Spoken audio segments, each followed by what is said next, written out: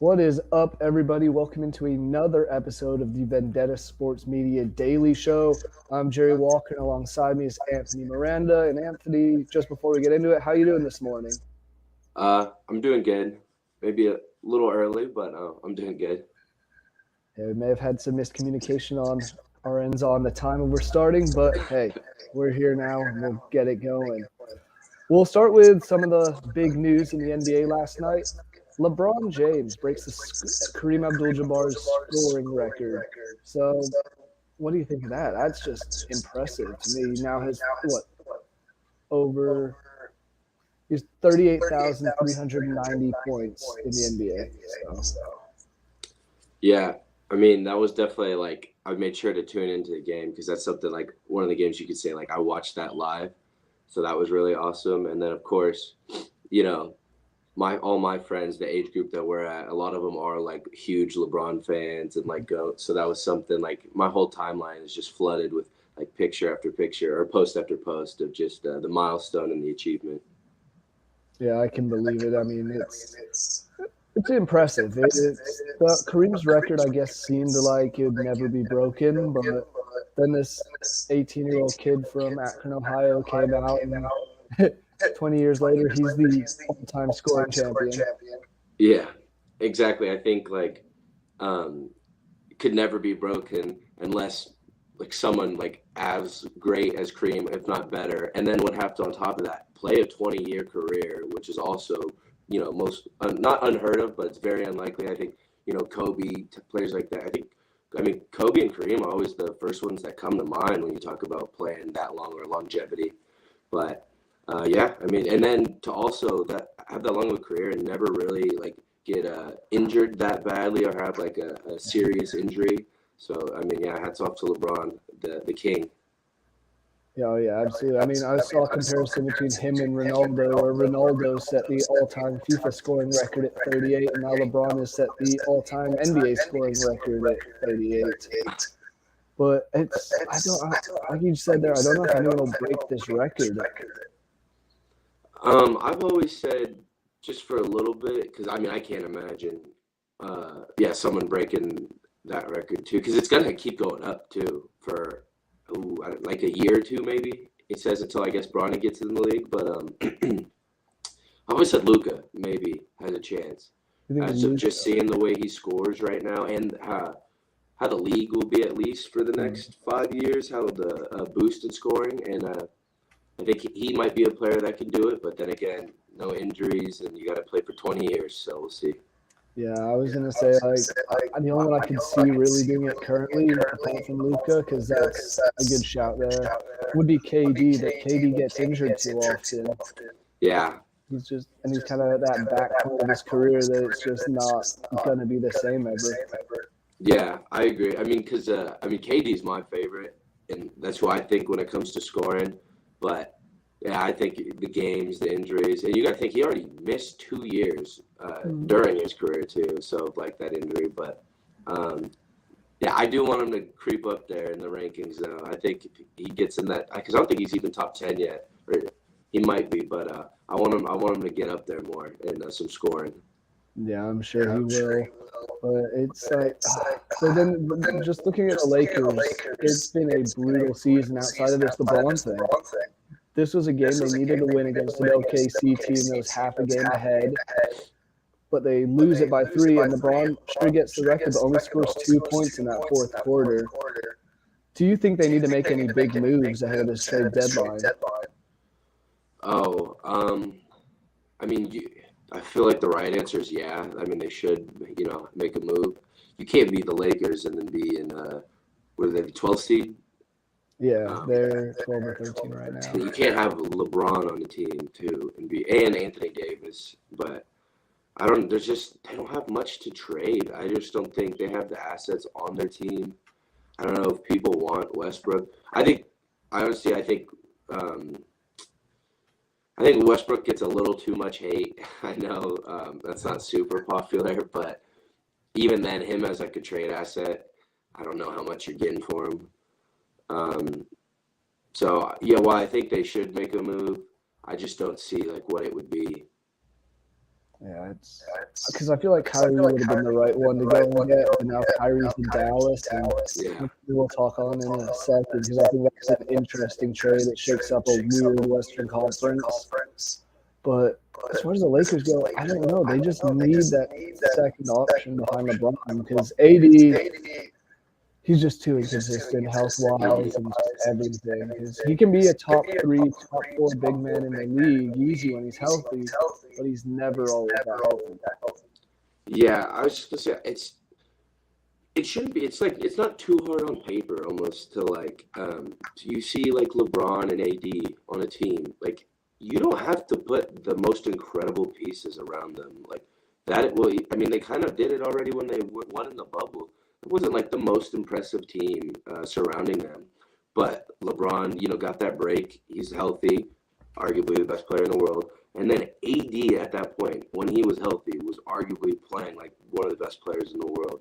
So it's like those two together should get results, but for not for whatever reason, because it's just he can't stay healthy, and then their team significantly lacks the shooting and stuff that finals team had. But Yeah, it's I don't know. Losing Kyle Kuzma, a guy who I'm a Nuggets fan, so seeing KCP play well for us, he played really well for the Lakers in that bubble. a lot of people don't I feel like don't fully give him the respect. I think what it was, I don't know if I'm remembering correctly, if he didn't have maybe the best finals, but him throughout the playoffs, I think throughout that bubble, he was 40% the whole time, like almost every series.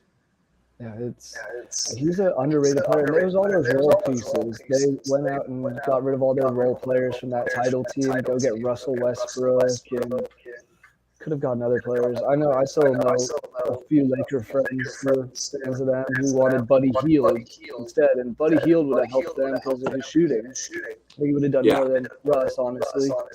I'm a Kings fan. I'm from Sacramento. Oh, okay. Buddy Hield is my guy, so I did not want to see him go to the No, I Lakers. can believe it. But no, Buddy Hield's like the perfect person to put next to LeBron. Check LeBron's teams throughout history. Kyle Korver, Ray Allen, Mike Miller, KCP last year for the Lakers. Like when they fun, like Buddy Hield is just that's who you surround LeBron with, the shooters. And I mean, I think Buddy Hield's one of the best 3-point shooters in the league. I can't imagine too watching him having to create on some of the Kings teams of the past, like for himself, like taking too many contested shots and forcing shots. Oh God, you put LeBron next to him. LeBron's giving him wide open looks, and it's just knockdown after knockdown, I think. Because we especially think about it, if it's LeBron and AD, each of them almost always will guarantee 2 defenders. Yeah. Just throw it out to Buddy Hield, and it's automatic from out there, especially as a Kings fan seeing that firsthand. Yes. I remember, I don't know what season, I think maybe on the last one or second to last one, but I remember just Buddy Hield's stats like on uncontested threes, or he was shooting like 45%, but that didn't make up the most percentage of all the shots because in the offense we were running and how like he was virtually our second best player and had to be ball dominant a little bit. Yeah, so he took a lot of obviously contested and dribble pull-ups, but that would have been something. And then was the trade rumored, or was it like supposed to happen and then the Lakers pulled out and found Russell at the last second, if you remember? Oh, I want to say it was almost going to happen, but I had a feeling they were always leaning towards Russ. Because I remember being on like Kings Twitter and NBA Twitter back then, or when it was going down, and I think Kuzma was answering questions like on Twitter and from the media about like being in Sac and like what he thought of that. So I'm pretty sure that trade was very close to like happening, but they got Russ. I guess they got the third star. It is what it is. They're looking back on it and not exactly enjoying what could have been, whereas the rest of the league is kind of laughing at the Lakers at the moment. But we'll continue out west. Sacramento Kings, Denver Nuggets, Memphis Grizzlies, 3 bizarre teams that I don't think anyone really expected to see kind of as dominant, having as good a seasons as possible. Yeah. I mean, I definitely don't think people saw the Kings, so it's this nice first time in my life. I've never seen a 3 seed before, but Yeah. um, no, I don't. To start from the top, I guess, are the Nuggets the 1 seed, right? Yeah, Nuggets currently the 1 seed, 4.5 games ahead of Memphis for that 2 seed. Then the Kings are 2.5 games behind them in that 3 spot. Okay. I mean, I'll let you go. You said the Nuggets were your team. Yeah, grew up in Denver, so Okay, because I was just gonna say, I mean, I've always been a big fan of the Nuggets, like recent team, especially like in the bubble. Like Jamal Murray obviously really caught my eye, so I've been Lonzo Ball. waiting for him to finally be healthy. And then I'm about as big as not the biggest Joker fan, but among my friends who obviously aren't Nuggets fans, like I've been a huge fan of Joker. I've been rooting for him the past couple MVPs, especially when he's battling out with Joel Yeah. for the first one. First one, yeah. But yeah, I'll let you take it away. Like, what have you seen? Why do you think everything's clicking? Oh, I don't know. It's all these role pieces. Like obviously having Jamal back and Michael Porter back is great. Jokic to me looks like he could be winning his third straight MVP this season. He's having one of those crazy years. Yeah, Leads the league in assists, I believe, as a center.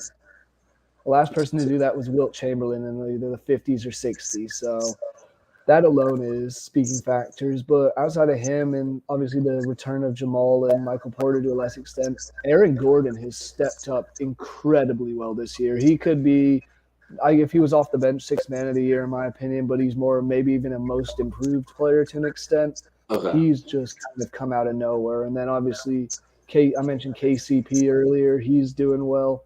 Underrated pickup for us was Bruce Brown from the Spurs this offseason. Hmm. He's kind of come in as one of those good 3-and-D kind of guys and has just really helped on that defensive end because that's been the Nuggets' issue the last few years. You're one of the top 10 teams in scoring, but you're also one of the worst teams in defending. So you're just Yeah. high-scoring games, and that hurts. I think, especially with I mean, Bruce Brown's had that playoff experience too. He's played on good playoff teams, so yeah, I really that is a good pickup. And then I was gonna say, yeah, I think being at full strength with Jamal and Joker, but I will say, yeah, I'll ask about that Aaron Gordon again because I've been obviously been fully focused on his play, but I've been seeing on Twitter around stuff people wanted him to almost get an All-Star bid too. So I know he was having that good of a year. How so would you say? I mean, is that your number 3, or who's the I, number 3? I would honestly say this season there was thinking coming in it'd be Jokic obviously the 1, Jamal 2, Michael Porter probably the 3. But I'd say it's that Aaron Gordon's kind of that 3 spot right now, Okay. right there with Michael Porter. Porter just has some big games here and there. Like he scored 30 last night against the Timberwolves, which helped significantly with Jamal being out. But Aaron Gordon averaging roughly 16.9 points, 6.7 rebounds, and near 3 assists. He's just doing a little bit of everything. His three-point shooting has been a little bit better this year than it was for the Nuggets the last couple seasons.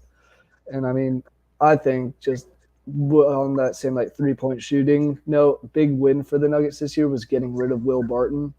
Yeah. He's just getting KCP and Ish Smith. There was a lot of people in Denver that didn't like that trade, giving out Monte Morris and Will Barton for these two kind of lesser known, lesser cared about guys. And it's really worked out. Ish Smith's getting some good role minutes off the bench, but going to Aaron Gordon, there's a lot of people who want him in the All-Star game. I personally kind of want him in the All-Star game because he said if he goes to the All-Star game, he'll go to the dunk contest. Oh, and we might have to get him in the game then. Yeah, if they would get him in, I think he missed out on the fan voting for the for the reserves, but that would be great to see. Give us a slam dunk contest of Zion, Ja, Aaron Gordon, and Zach LaVine. I know. Something like that. Bring back the old days. We'll touch on the dunk contest in a sec, but so we'll wait on it then. You could always have such great dunk contests. But, but no, go ahead. Oh yeah, because I was gonna say about the Nuggets. I mean, they're looking good. Obviously, the 1 seed. I don't really see them slowing down. And then I was gonna say, I guess with the Aaron Gordon, Michael Porter Jr. I mean, that's a great, not really an issue, but that's a great problem to have. is who's your three. Like you have that two good options for it. So, but what do you think of the Grizzlies a little bit? I don't know. The Grizzlies are kind of a little difficult to get a read on because they have very, very good stretches, and then on the other side, they have pretty bad stretches. I do think they'll probably end up getting that 2, maybe 3 seed because I do think they're probably one of the better teams in the West. But I wouldn't really trust them in the playoffs. Like as of now, 2 seed, they would play the winner of Golden State and New Orleans in the first round. I could see either of those teams possibly beating Memphis in a 7-game series. Yeah, I think because I agree. I could see it too. I don't know what it is with Memphis. I just they never like sell me on it. Like so, I don't know if I'm just missing something or I mean because there's not. I guess they haven't really made that deep run, right? Have they made it to even the Western Conference Finals yet? One of the jaw teams? No. I don't believe so. I think last year was their best team, and they went out, the second round? Second round. So, I mean, maybe that's why I would not give them the respect because they haven't made it past the second round yet. But, I mean, they're, consistently a top 3, top 4 team almost. So, I mean, whatever. They have the ingredients, and it works in the regular season. I think Jaw's still young too, so and a lot of their players are young too. So maybe they just get that more experience, and then it translates over into the playoffs. But I mean, Jaw obviously one of the best point guards in the game. Jaren Jackson Jr. got the All-Star nod, although I don't know if he really deserved it. But why? Just out of curiosity, why don't you think he deserved it? Let me pull up the stats, but I know his stats weren't too impressive. He's not averaging a lot of points. They said it was for defense-wise. So, but to which I will put full respect on his defense. Yeah. But the stats weren't really there, and I think he's been injured, hasn't he? I don't think he's played a whole lot of games. So let's see. So yeah, he's played 37 games. And he's averaged 16, 6, and no assists. Is that less than an assist? Okay, 3.3 blocks, I will say. But I just thought, I don't know. I feel like a lot of players don't get the nod for defense every year. Like Drew Holiday could have been all-star for some of these years and people like that.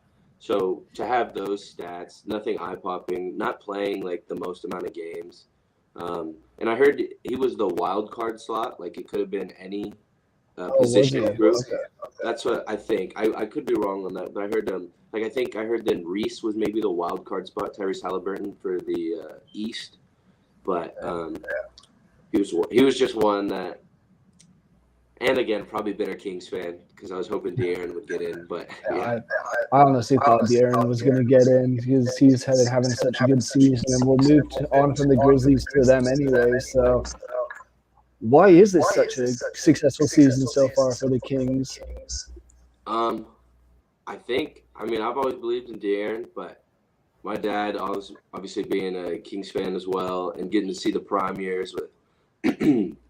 Chris Webber, Mike Bibby, Peja, Vlade, Doug Christie. But he always said Sacramento wasn't good or wasn't truly that top tier until we got our center, until we got our Chris Webber. And every year I'd be like, okay, we were thinking of maybe trading this. We could pick up this free agent. And he goes, yeah, well, do we have our center yet? And I was like, no. And then we traded for Sabonis. And I like that trade, but I will never love it.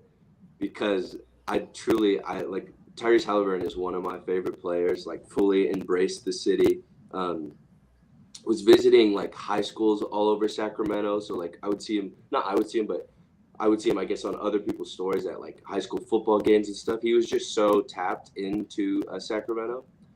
But then obviously we made the trade for Sabonis. And Fox missed a lot of games last year towards the end of the season. So we never really saw it come together. And then this year, I think Sabonis arguably should be in the MVP race. He leads the league in rebounding, leads the league in double-doubles. His assist numbers are very crazy. Not up to Joker, but, People call him kind of like the mini Joker in a sense. I mean, he is playing that good. So I think De'Aaron took a step up, and his numbers. He's been the most efficient he's been throughout his career. He's shooting better from the 3-point line. I think it's dipped off a little bit now, but his two-point percentage is still insanely high right now. Still waiting on him to get the respect from the refs and get to the line a little bit more. But besides those two, I think the most important thing is Kevin Herter additions, great three-point shooting. Malik Monk wanted him to be in the sixth man of the year earlier in the season, but he's dipping off a little bit, but still consistent. And then with the rookie Keegan, I mean, a lot of people didn't like the pick, but I think he might set the rookie record for threes in the season right now. So. Yeah, so it sounds like it's been pretty solid so far for Sacramento. And I mean, it's just a little bit of everywhere. I did like that Sabonis trade, and that is something that you kind of reminded me of. We were talking about that him and De'Aaron Fox never really were able to get going together last year. And they played maybe 4 or 5 games before Fox got hurt. Yeah, because there was only chemistry. There was only around 20-ish games, I think.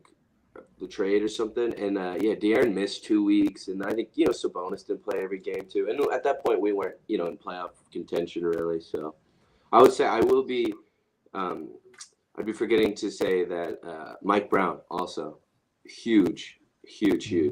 We've been waiting for a good coach or a coach signing that we've really liked, and I mean, no offense to any Luke Walton truthers out there, but he was not it. That was unfortunate. So we got our head coach too, and our defense has gotten significantly better, I'd say, at least team chemistry wise, the atmosphere, environment of the locker room, and then so our defense has gotten better for sure. If you look at the stats and everything, we're still hopefully should be getting a little bit better, but yeah.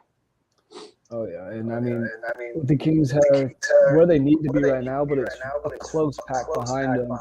Between the 3 seed and the 12 seed, which is Portland, there's a 4.5 game difference. Mm-hmm. So it's really anyone's game. I like. You mentioned a little bit Dallas. They go out and get Kyrie Irving, pair him with Luka Doncic. What do you think of that trade, first of all, and how far do you think they can go? I think that's not I don't know. I mean, you can't say Luka doesn't have help now. That is a bona fide star he has right next to him. I get the Kristaps Porzingis. I think with Christian Wood. I want to say he had one other pretty good person that maybe he was when he was younger, but they were all very good. Not quite that next level, but I mean you could say they're stars. I think Kristaps Porzingis was a star to a certain extent, but I mean now you're talking one of the best point guards. Yeah, superstar. They're talking one of the best point guards or shooting guards in the NBA. So, I mean, scoring shouldn't be an issue. You put those two together, that's 2 40 bombs possibly on the same night, so you can win a game with just offense, but. I don't know if that win titles with just offense. Yeah, I don't know if that makes them better than say the Nuggets or can help them in a 7-game series against the Nuggets. So I don't know. What do you think? I don't think it does in a 7-game series against us, but I can see it helping them against some other teams, and I do think the Nuggets will find a way to mess it up in the playoffs somehow, some way, but. I don't know. The West is just kind of such a shit show that it's really any of these teams can kind of get out of it. The Suns could get healthy and put together a run. We've seen them do it before. You can never count out Golden State as long as Steph Curry's playing, which he's hurt right now. So that'll be interesting to see how far they do drop. Kind of a team I haven't heard much about this year, the Clippers, even though I think they have Kawhi and Paul George healthy. They've kind of just been very, very much just there. Yeah, just existing. It's back to what we've always had the Clippers as, is nothing super crazy, just kind of there. But which amazes me, and this might be biased because I'm a pretty big Kawhi fan and Paul George fan, but I mean, those two on a team, I'm they could win it every year to me. That's just the 2 good wings to it. They're both wings. To have your 2 best players be like top wings in the game. But then, yeah, they've just been there, kind of like you said. So, but then come playoff time, I think that's always a team that can maybe do it. I've heard they've been really struggling at the point guard position. I think they've started 3 or 4 different ones now. I think, is John Wall healthy again? He might have just got injured. I thought he was, but I wouldn't be surprised if he got hurt again. It's just he's one of those guys that he's always has the chance, but he just always gets hurt. Mm-hmm. So, yeah, their point guard situation looks like it's John Wall and Reggie Jackson. Yeah, I think they've and then they've been rotating out. I think Reggie Jackson and whoever their third string is too has gotten some starts, but I will say the Warriors are another team too that can always can just turn it on. But they have too much playoff experience, and then shoot, didn't Clay just have 12 threes the other night? Did he? Yeah, he shot I think he made 12 threes. I think maybe it was on Monday, but okay. See, that's absurd. That's like what if he does that one game and Steph plays 3 games of what he can do. You're not winning a 7-game series against him. Yeah, it doesn't matter how good your team is. At the end of the day, you can't keep up with that. But we'll move over to the Eastern Conference real quick because there's a matchup tonight that is really intriguing to me. Celtics play the 76ers, 2 of the best 3 teams in the East. What do you think of that? 2 MVP candidates also, I'd say. Celtics and the Sixers. I think I don't know. The Celtics are good, man. The roster looks good. Jason Tatum is him. Big Jason Tatum fan, but the Sixers have been looking pretty good though. I think Joel Embiid. It'll be like not a disservice necessarily, but to play as good as he has played over these past 3 years and to not have any like hardware for it, that is crazy. Tough. Just crazy how it works out. But I think I don't know. I don't want to get starstruck with like thinking about a playoff matchup. Maybe not even like for this regular season coming up, but like you would think a James Harden, Joel Embiid might edge out a Jason Tatum, Jaylen Brown, but I don't know. That Celtics roster, the 3-point shooting, the defense, especially when they're healthy, too. Probably, I think they're 1 seed for a reason. They've been there for most of the season, if not all. Yeah, they're just kind of that solid team, and I mean, I liked the Malcolm Brogdon pickup. Whenever they picked him up, that was solid for him, and it looks like he's been a really good player off the bench for them. And that's the other thing; they just have that depth. Yeah. You look at Philadelphia; it really is kind of stacked at the top with Harden and Embiid, and after that, it kind of drops off a little bit on the bench. So I think that might be the difference. I'll throw a third team in there, who's the number 2 seed right now, Milwaukee. They can always do stuff. It's hard to count out Giannis and company. Yeah, I think I've known. So there's Chris Middleton on fantasy, and he's maybe played 10 games this season. It feels like. So like this Bucks team is missing their second best player right now, and I mean, look that's a 2 seed right there. It shows you, like you said, Giannis on a team, you're a contender, just about, and then. Obviously, Drew is still one of the best 2-way players in the league. So I think I like what they're doing. I don't know. That's a competitive. I feel like it's it's those 3 and then kind of the rest a little bit. I think they've separated themselves, well enough. But we'll move on a little bit from the East because it's kind of those 3 and everybody else, like we just mentioned. Unless there's any other teams you do want to. I do want to talk about one. Like I said, KD fan, the Nets. Seems like every year it's kind of just like KD gets them into that top 3, and then he'll get injured, and then they just won't win without him. So I think get KD healthy, but I don't know. I don't know how you like the roster construction of Ben Simmons and like now. I guess now they have Dorian Finney-Smith, the other part of the trade, and Spencer Dinwiddie. But I just wanted to shout out Cam Thomas real quick. Oh, absolutely. Yeah, youngest player. I think it said since AI to drop 40 points in 3 back-to-back games, or back-to-back-to-back. However, I will mention that they lost 2 of those games, so that is incredible to me. Yeah.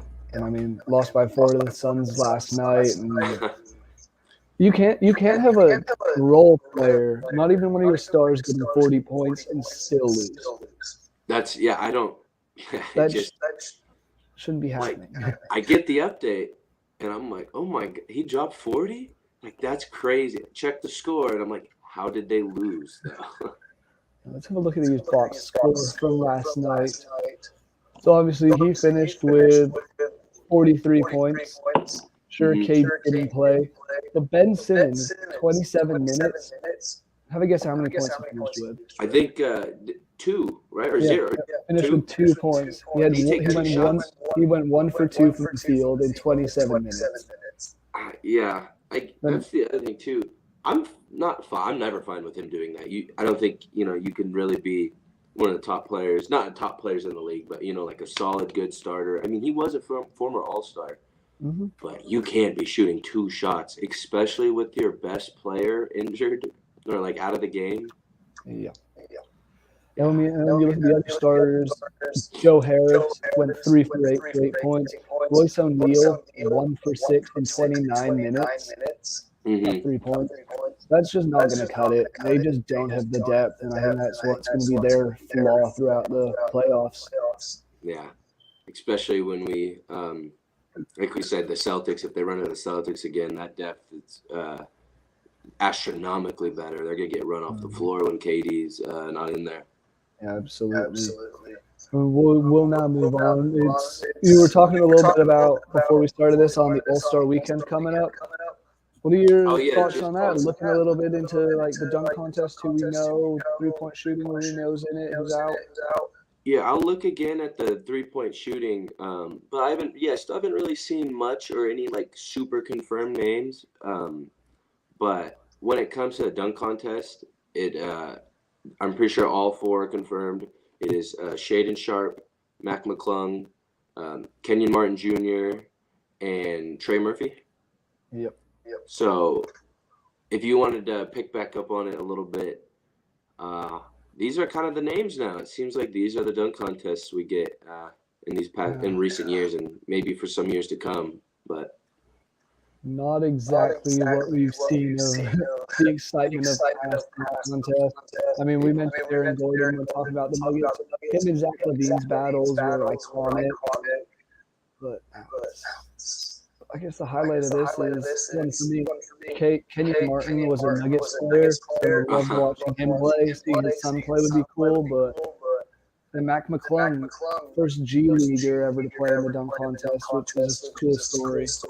Yeah, I think, like you said, we used to get, Michael Jordan, Dominique Wilkins, Vince Carter, Kobe, and then my favorite dunk contest of all time, that Zach LaVine, Aaron Gordon one. But we just don't, there's not really the stars.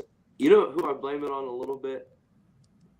Is even though number 1 in scoring, but LeBron James. Never competed in one. Always teased it. Always did this. And I feel like now that's how players treat it a little bit. Like Joss teased it. I think obviously Zion. Yeah, like you said, everyone would want Zion, but I don't know. We keep getting these, and I don't mind too a little bit.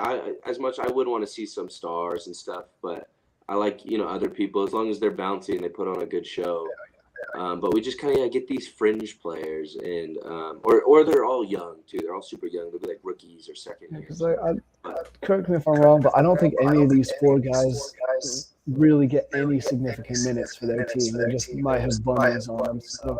No, I think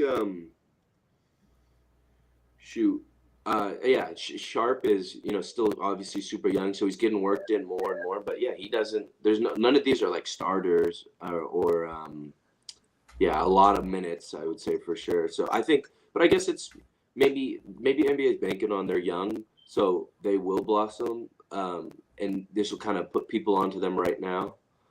But I will say one last thing for at least Mac McClung, like his high school mixtapes of like and his highlights of dunking.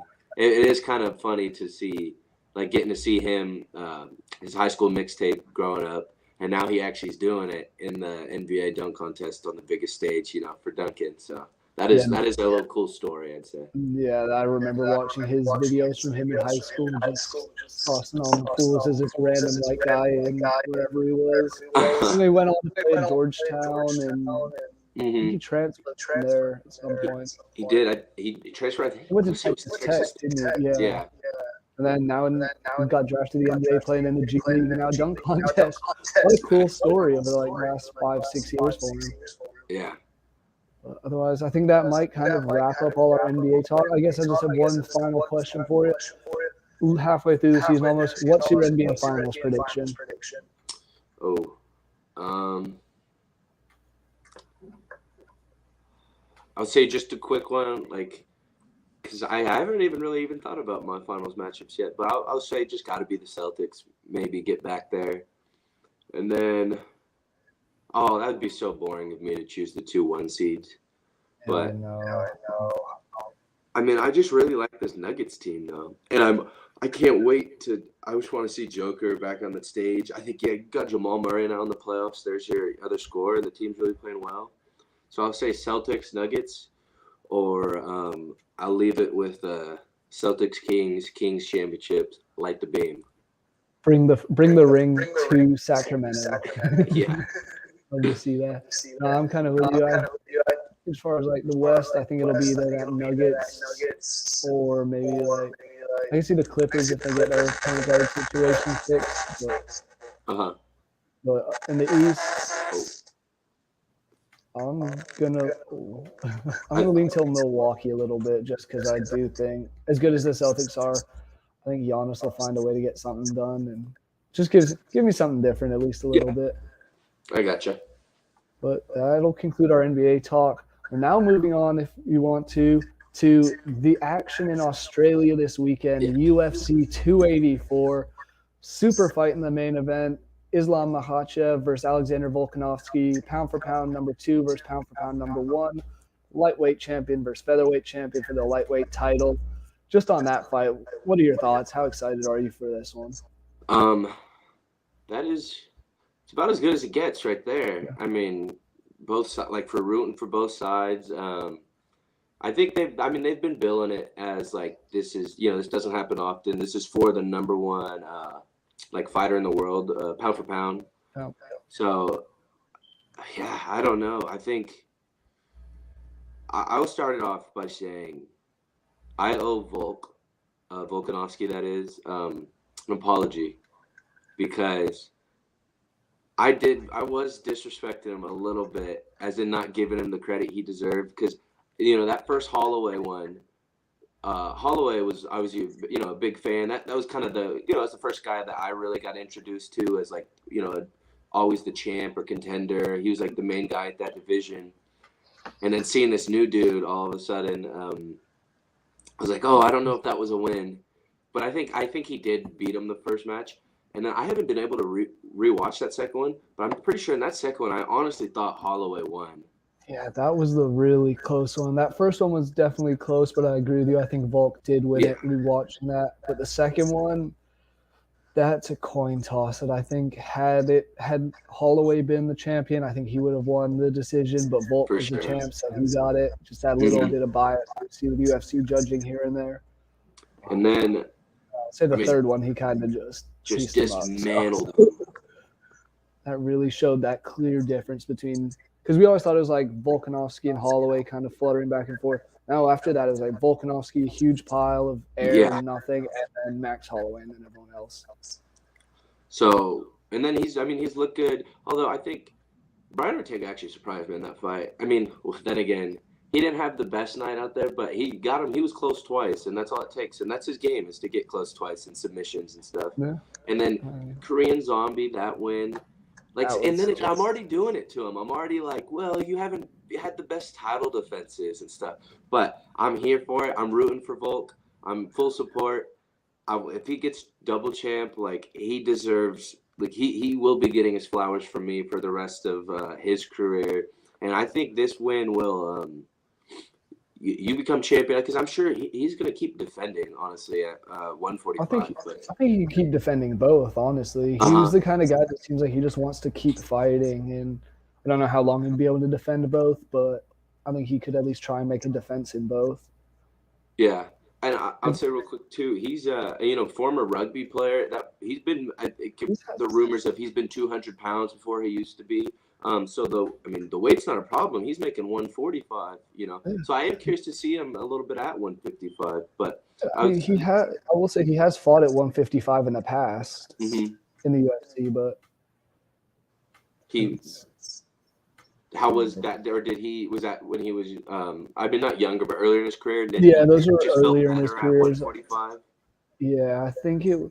I want to say he started his MMA career fighting at welterweight, so 155 or 165 or 75, 175. And I he's know. moved. I know he made his UFC debut at lightweight, and then Uh-huh. kind of moved down to featherweight, and is now one of the best featherweights of all time. But Yeah. What do you think on the other side for when it comes to Islam? And then I guess kind of how do you see it? Like maybe not full predictions, but how do you see it playing out? Or see, you said like you kind of were always looking at Volkanovski, like his title defenses haven't been that great. He hasn't fought all these big guys. I'm the same with Islam, just in his kind of just general fighting. Sure, he has wins over Charles Oliveira as for that belt. Beat Dan Hooker, but it's a aging Dan Hooker. It's not what he used to be. Bobby Green, he was meant to fight someone else who pulled out, which was a bummer. It's just he hasn't fought really. To me, on paper, it doesn't look like he's fought these guys. And don't get me wrong, he is actually a very, very good fighter. One of the disciples of Khabib, and yeah, because anytime you have him in your corner, it's a good shout. And those Russians from Dagestan are just built different. So I think and I agree. I might just be a hater, honestly, when it comes to UFC because I feel the same way though. And I obviously we recognize how good his potential. That wrestling is top tier. But even like that Dan Hooker fight, Dan Hooker wasn't even supposed to fight him. That was a last second replacement. Dan Hooker came in there without you can't fight someone of Islam's caliber and not have a wrestling camp. Dan Hooker, I think, filled in a week or two and didn't get to wrestle at all. So like he didn't even train for wrestling. He was just like, I'm gonna go out there and try to get lucky and knock him out almost. So while I agree his resume is not the most incredible resume, and then Oliveira is almost like the matchup was a little worrisome, but I mean Oliveira was a very beatable champion. You've seen that he almost got finished in every defense. yeah, he was very vulnerable. I mean, I just think even the one he won the belt against, Michael Chandler, the ref could have stopped that fight in the first round, but didn't, and he ends up getting the TKO finish in the second. It's going to be interesting, Islam and Volk, because it's something that just kind of is funny to me. Islam's 4 inches taller, yet Volk has that reach advantage on him. Yeah. Somehow it's like an inch or two, but it's going to be difficult. And with Volk being so short and Islam being that wrestler, you assume he's going to try and take him down. Volk has such a low center of gravity. He's so just sturdy and built out wide, so it's going to be hard to take him down. And as we saw, he can hold his breath pretty well when needed, like we saw against Ortega. Mm-hmm. I don't know. I was just thinking that I don't know if it's fair maybe to compare like the styles. Like Ortega's obviously a jiu-jitsu, a specialist, and maybe Islam's jiu-jitsu. But I was just saying, do you think it benefits? Is that good or bad that he was able to withstand 2 very tight submission attempts from Ortega? Or is that kind of more of a red flag showing he got caught twice? What do you think Islam's going to do to him? Honestly, it's a little bit of both. Initially, I would be thinking, first thing when you mentioned that, I'm thinking, that's kind of a good thing for him because we've seen him there. He can get out of it. He can find a way to avoid it. But like you said, Ortega is much more jiu-jitsu. Islam is that true natural wrestling, and I think if he gets him down into the deep water, take him to the deep waters and drown him, that could very much happen. I can see that. So I'm excited. It should be a good one. I hope too. 5 rounds a bit. It'll be fun. See if we get that many. But real quick, I want to see. They have, from what I've been checking, from what I've seen, um, Islam is minus 365, and blanking right now. Volkanovski's plus 300. What do you think about those?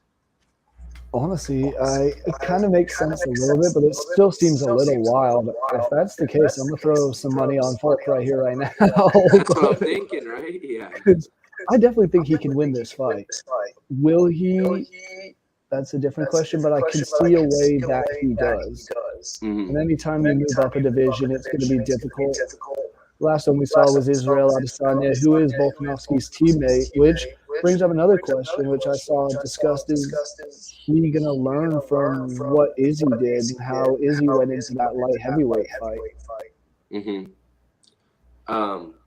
Yeah, he can definitely help him there too, because yeah, they were both going up. So, but didn't Izzy chose to stay the same weight for that one, didn't he? And I assume Volk. Well, I mean, Volk just has to not cut less. I guess he doesn't have to cut as much. His body's already there. But which that could be a benefit to him. Save that little bit of 10 pounds extra energy. Because it's not the like first 15 pounds of weight cutting. I've heard it's a tough. It's those final like 3 or 4 that really takes a toll on you.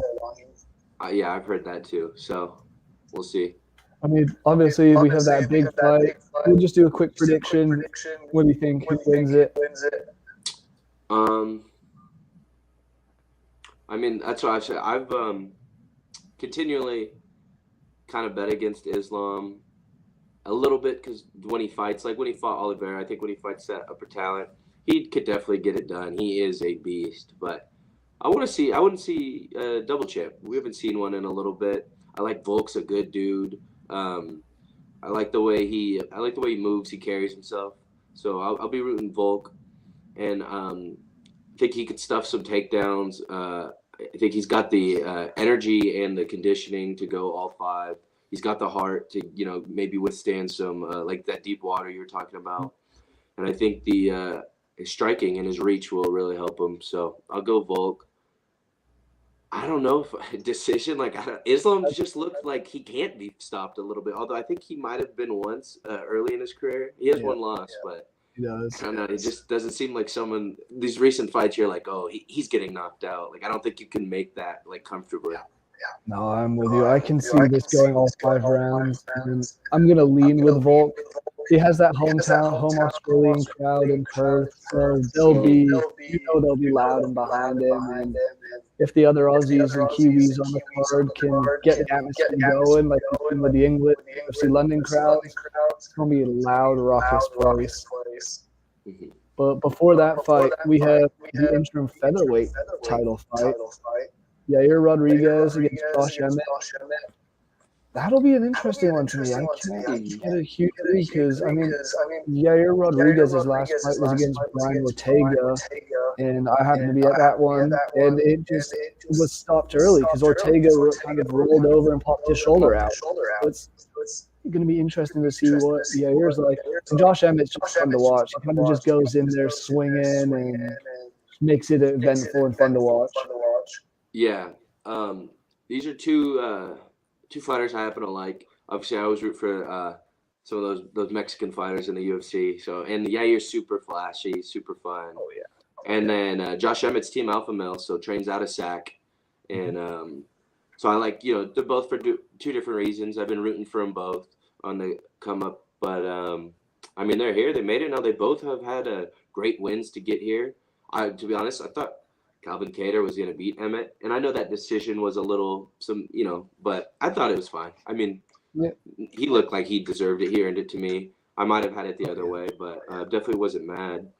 But I'd say, I don't know, Yair just, I guess, got to watch out for those bombs, like you said, because Emmett goes in there and he throws. He has really no fear, it looks like. And he can take a shot, too, is the thing.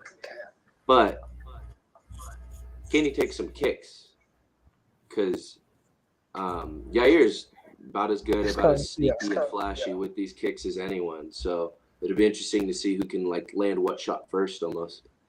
Yeah, in terms of like him taking punches, he also shown that stamina. He went 5 rounds with Calvin Kattar, who is one of the best strikers in the featherweight division, and Hmm. that just shows that he can do that. His last 3 fights all went decisions. Before that, it was all KOs. So it's going to be a fun, exciting fight. Do you have any other things to go into on that fight, or kind of move on down the card a little bit? Real quick, I mean, yeah, just decisions, 3 decisions in a row. I don't know. It's not necessarily what you want to see. I guess you know it's a 5 round, so that does help. But I mean, he beat good dudes, Kattar, Ige, and Shane Burgos, and those aren't the easiest people to finish. Actually, now that I think about it, those are 3 really hard people to finish. Shane Burgos, Dan Ige just eats punches with his face. He gets knocked down, but somehow doesn't ever go out necessarily. And I was looking at Yair's record and the resume, and Ortega got stopped, but before that, I guess almost his best thing on his resume is going 5 rounds with Holloway almost. Yeah. So I mean that is a little worrisome, and he necessarily doesn't have knockouts recently in his most recent fights. So I don't know. We could be looking at another 5-round decision, which I wouldn't mind, depending on how that fight plays out. Yeah, give me a 5-round war, not a 5-round slap contest. We see enough of this slap fighting from the UFC president. I would say, going back to just the main event, I feel like I saw more promotions of the slap fighting by the UFC social media and Dana White than I have of this super fight. So you know, that's not because I've seen the Embed series. The Embed series has popped up on my YouTube, but I feel like I don't think they've done a good enough job of promoting it almost. And then I'll say the UFC is slacking. I'm sorry. These cards we have been getting recently, these are just, it is not, I don't want to say it's not acceptable, but this is not making fight fans really, jumping for joy. Yeah, you look at the card last weekend, and sure, I understand what they're doing. It is all that road to the UFC and all those Asian fighters, so it's pushed back late. But even the main event wasn't like. No, everyone loves Derek Lewis, but he's not the same Derek Lewis that he was even early last year, and that's kind of just hard to keep watching go in and get kind of smoked. Yeah, and the same with the Sean Strickland card to open up. Like those are they just haven't been the best cards, not the best headliners, but and then when you finally, and honestly, this isn't the best pay-per-view card, but it's really just that Volk, fight, and then obviously Emmett and Yair will be. That'll be a fun fight. But I'm just looking at the other ones. It's Jack Della Maddalena against Randy Brown.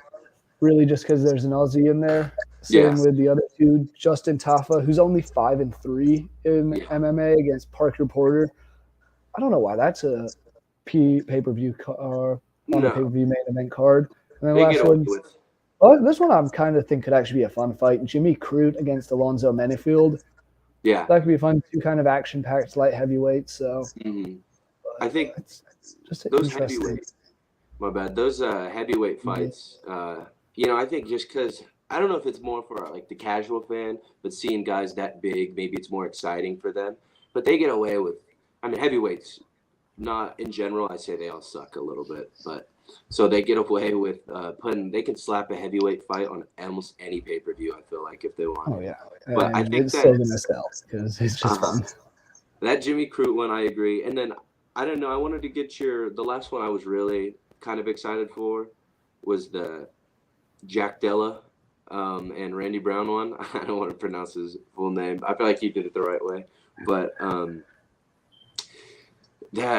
Jack is, I think he fought 3 times last year. Those was his first 3 fights in the UFC, all first-round knockouts. Yeah, I'm looking at it. So he is I know he's a rising star, and he is getting some hype around him. But I don't know. I have a feeling like I don't know when. Let me see when the last time Randy Brown fought. But I remember liking him. Randy Brown fought in October. Okay, because his last three fights also all decisions against not amazing competition, but I was looking for betting, so I think this first dude, Jack, has 3 knockouts.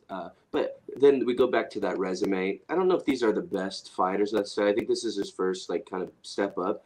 Because I was looking at Randy Brown's record. He fought Cowboy Oliveira. It's a Cowboy's beatable, but Cowboy beats a lot of people too.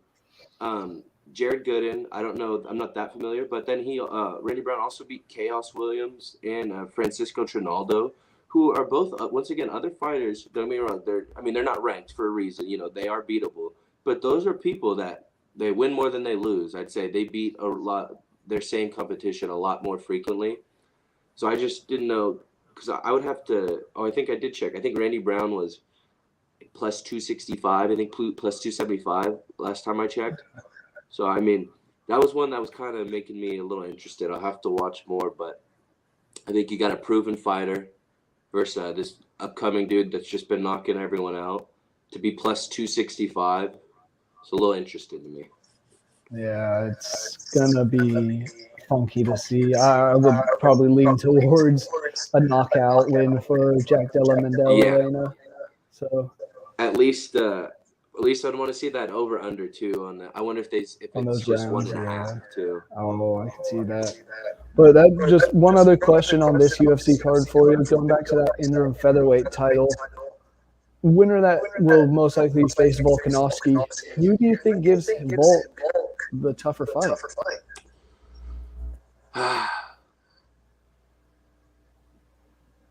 Is it? What do you think? Okay, he went. I mean, Yair went five good rounds with Max, but Volk's beat him 3 times now. I was gonna say almost. Is it Josh Emmett? Because he's got that team. You think so? I think it might be because he also has that takedown skill at featherweight. He has a good significant striking as well. I'd say he's slightly more all around than Yair is, where Yair is definitely a significantly better striker, but I think he lacks a little bit more in that wrestling department compared to Emmett. Yeah, I agree. As I say, Emmett's got that Team Alpha Male, wrestling background. Those guys build some good wrestlers. I think he could take some of the shots, so he's not going to get out of there early. And I don't think his conditioning, hasn't been a problem. 3 decisions in a row. We'll see how it goes on Saturday. And then, he's got those big overhands. So maybe he could land one. I guess to make a quick case for Yair, his takedown defense is good. That's what I was kind of worried about. Is maybe he get taken down, but he's got some jiu-jitsu a little bit. He's been working on it. He's getting better. But yeah, maybe just surprise Volk. I don't know. I was going to say surprise Volk with the speed and the kicks, but technically that's what Max Holloway was supposed to do. Surprise with the speed and more hands, but he could throw kicks too. Yeah, I don't know. I think I'd probably lean towards Emmett slightly for the reasons I said, but I think any of those two fighting him would be interesting and exciting. Yeah, I agree. I think I'd be there. Better than. No disrespect to Korean Zombie, great career, but wasn't super excited for that one. Either of these two, I would be a little bit more. And didn't Korean Zombie kind of come in on a short notice? Wasn't he meant to? I want to say he was meant to fight someone else. You might be right. I think it was because he was like 6. I might be wrong, but I remember it was more. He was there because he had to be. I think other people got injured, other people got booked. So yeah. Looking it up right now because I could have sworn there someone else was. But he was meant to face Max Holloway for the 3rd time, and then Holloway was replaced by Korean Zombie, and then they ended up doing Holloway 3 later. Yeah, all right. Then. So that makes sense because I did remember that too as soon as you said it a little bit. But overall, not a super exciting pay-per-view card. It's still going to be fun to watch. The 2 co-main events are going to be bangers. But I'm just looking ahead at this next pay-per-view card, which we don't need to really get into. I just want to say that the fight's on here because this main card is so good. Okay, perfect. Real quick, I was just thinking if you wanted to maybe can we look to the board because I was just saying it's got to pick up soon. We keep getting all these fight announcements, so if you want to name the card, I'm ready. Yeah, so also the next 2 main events of the fight nights next weekend: Talia Santos versus Erin Blanchfield. Yikes. Not a lot of fun. Then Nikita Krylov versus Ryan Spann. Yikes. Also, yikes. Then some guy named John Jones is fighting Cyril Gahn. That's the next big one. And that's the card I'm talking about. Yep, March 4th. That card is stacked. So obviously you have the return of John Jones, Cyril Gahn, again for the interim, or for the vacant heavyweight title. Yeah. Which then we have Valentina Shevchenko, who's one of the best female fighters of all time, fighting Alexa Grasso for that featherweight or flyweight belt. Underrated fight, Jeff Neal and Shavkat Rakhmonov. Oh yeah, Shavkat Rakhmonov. Yeah, 16-0. Who that'll be a fun fight because Jeff Neal's been looking pretty solid. Yeah. I will say Rakhmonov's a minus 500 betting favorite as of now. And he might deserve it, honestly. He is that good. He's a scary man. It seems like he's good everywhere. But Jeff Neal just destroyed Luque in his last fight. And I was in Luque's corner. I thought I was surprised. I was very surprised by that one. So, I mean, Jeff Neal, he also has a super cool story, but I mean, that's for another day. But yeah, I don't know. I'm excited for that one, even though I'm not too mad at the minus 500, might be a bit much, but I think that's a great fight. And Jeff Neal, ain't no, he's ready to come and fight it out. Oh yeah, and then the last two wrapping up the pay-per-view card. Bo Nickel making his UFC debut, with him against Jamie Pickett at the middleweight division. For those who don't know, Bo Nickel, I believe 3-time NCAA wrestling champion, just kind of mauled his 3 fighters in his 3 MMA ones. So, and then Dan Hooker, Jalen Turner's the 5th fight. There you go. I mean, that should be a fun, firefight. And then you throw the names of Derek Brunson, Cody Garbrandt on that prelims. Oh, those guys shouldn't be prelim fighters, but they are. Wait, is Cody Garbrandt? Who's he fighting again? I think Cody Garbrandt versus Trevin Jones. Oh, okay, they must have switched his fight. So, but that's awesome. I mean, Sacramento, another Team Alpha Male guy. Yeah. Hope he really gets back in that win column. But yeah, I'll be tuned in at the prelims for those two too. Yeah, I mean, Derek Brunson versus Duplessis. Ooh, I do remember that fight being announced. That's a good matchup. Yes, you were right. Garbrandt was meant to fight Julio Arce. Okay. Yeah, we would do, but this is going to be the next. This is the next really good card. Yeah, huge one. But that's kind of all the time for UFC we have. We still want to talk a little bit of college basketball briefly, just the landscape, or maybe maybe just name some teams. I'd see where we're at right now. Yeah. Say it's a weird year. March Madness is going to be fun. Yeah, I don't know. I'm excited for it. Yeah, everybody has at least two losses, I'll say. So it's felt like the last, I want to say if it was 2 weeks ago when it started, but when I think 6 of the top 10 teams lost, it's like you were saying, a lot of losses from these big teams. So it feels like, maybe Purdue's running away with it a little bit. In Houston, I'm a big Houston guy this year, but so maybe those two up top. But at least that 2 through 8 doesn't really seem like the hugest drop off. Almost like we were talking about the West earlier. It seems like they're all right there, and they're all beatable and can beat each other. So I'll just run through these top 10 real quick, just to let the viewers know. Purdue number 1, Houston number 2, which, like you said, weird seeing Alabama number 3 in basketball. Mm-hmm.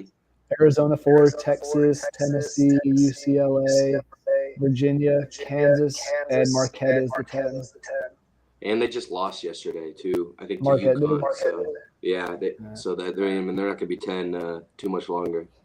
I say college basketball is great when Houston is good and UConn is good. Yeah. Love Cardiac Kemba. Bring back that. I think. So yeah, I don't know. I mean, it's like you said, it's a fun year. I'm excited. March Madness is coming up, so they're really closing out before they start their little conference tournaments and stuff. I think, my teams, I guess if you want to maybe just name 3 teams or 2 teams in that top 10, I was a Houston guy to start the year. I've liked Virginia's been having a good year. And this wasn't necessarily one of my teams coming in, but Arizona's looked really good. The people stepped up, even after losing Coloco and Matherin. The team still looks like a well-oiled machine. And I just don't know if anyone in the Pac-12 is really beating them. I think they got one more matchup with UCLA, but it just might run away with it and clear house the rest of the season. Yeah, I like you said, I like that Arizona team. As much as it hurts me to say, I went to Arizona State, so go Devils all day over Arizona, but give them credit where credit is due. They are good at basketball. Not good at much else, but they're good at basketball. ASU's actually having a good season right now too. They've been competitive. See, I don't follow ASU as close, but And real quick, one more. So I go to Nevada, so we knocked off New Mexico, ranked 25 last week. Knocked off San Diego State, ranked 22, also last week, and then just last night beat New Mexico on the road. So we beat them at their house. That's it's got to be like 3 quad 1 wins in the span of a week. I'm not asking for a number. UNR jumping into rankings? Yeah, I'm not asking for a number right now, but we I check the weekly predictions for March Madness. We've been like the last 4 in like the past 2 weeks. Let's bump us up a little bit. Let's be safe with it. I think we locked. I want to go dancing in March. I think we punched our ticket. Oh yeah. With those 3 big wins, I could definitely see Nevada being there. And Nevada's always a fun team to watch in the tourney. They always find some way to get a big win, at least in the first round. And the Twins. The Twins. Yeah, it always seems like they're one of those 12 seeds and always win that 12-5 matchup. So I always take Nevada in my bracket, at least in the first round. It just always seems like they get through. It's good. So I'm excited. We're gonna make brackets soon, and then March is a great time for sports. It's really, we got spring training starting. We got exciting NHL, NBA stuff coming down to the wire. Obviously, March Madness. Mm-hmm. Great stuff. And the games are back in Sacramento this year, so I'll be there finally. Because the last time it was COVID when it got canceled, so they're finally coming back. So I'll be excited. Nice. Yeah, that'll be a good time. But otherwise, it's kind of. I'd give a shout out to Kansas because you can't not expect them to be there. Yeah, and they're the only one of those true blue bloods that are still competing well. Kentucky's kind of ass. Duke is very meh, and UNC's looking terrible right now. I think they lost by like 30 last night to Wake Forest. Yeah, it was not a good game.